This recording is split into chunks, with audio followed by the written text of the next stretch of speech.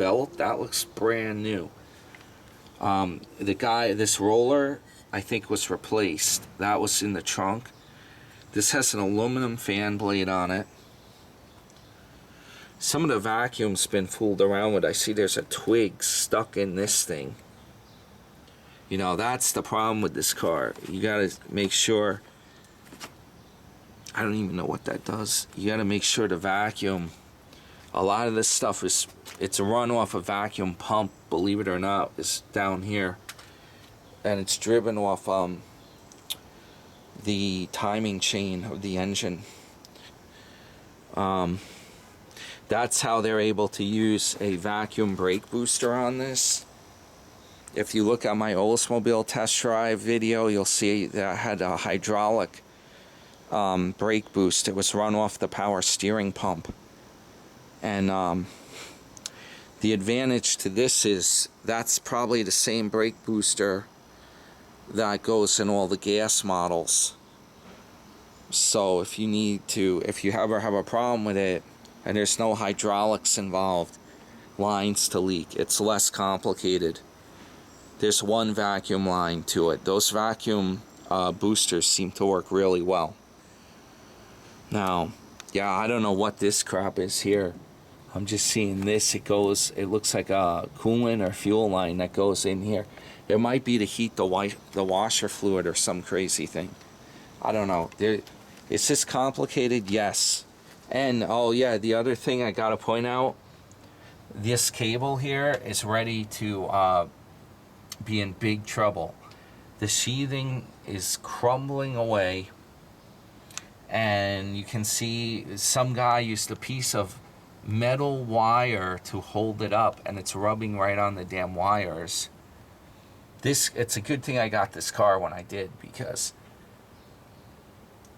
the guy who sold this to me does not know about how to fix stuff. He doesn't know how to fix this stuff.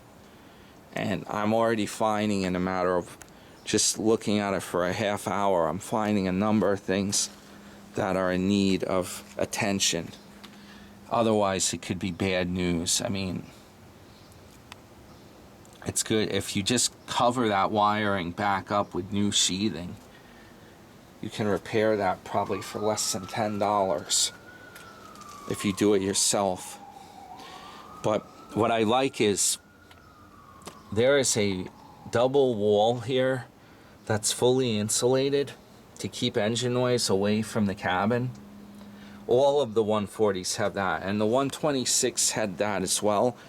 But I think with the 140, I think they give you more space. Like this part here, the 126, this got really narrow, and I think they put better insulation. This is like aluminum clad sound heat insulation.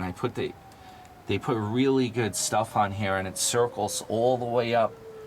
Basically, on both sides, you have that heat sound insulation. It circles all the way up to the front of the car. And this part here even has a double, which this is loose down here. This is easy to repair. It just got loose. This probably makes a sound when it runs. But this is like a double insulation because you got a heat shield there plus material behind there. I mean, this is great the way they designed this thing. That's why this car is so quiet when it runs. The cooling fans did come on. Yeah, this is where I'm at right here, and what I'm gonna do is I want to check out the radio and look at the car a bit now, and then I'll post another video when I start the car up later. So right now I want to check it before I start running it. Oh, before I run it, that's what I wanted to take those damn exhaust pipes off, because that is a joke and a half. That's gonna cause a problem for sure. You know, I want to definitely take that off before I do any running of the car. Take those two things off. Alright guys, This is New York Dan. Subscribe to the channel. And we got more exciting stuff coming up here. See how this car runs. And we're going to turn this into an AMG 600S V12 for all outside purposes, because the guy already got me started with these AMG rims. And yeah, this is gonna be cool. Alright, see you in the next video.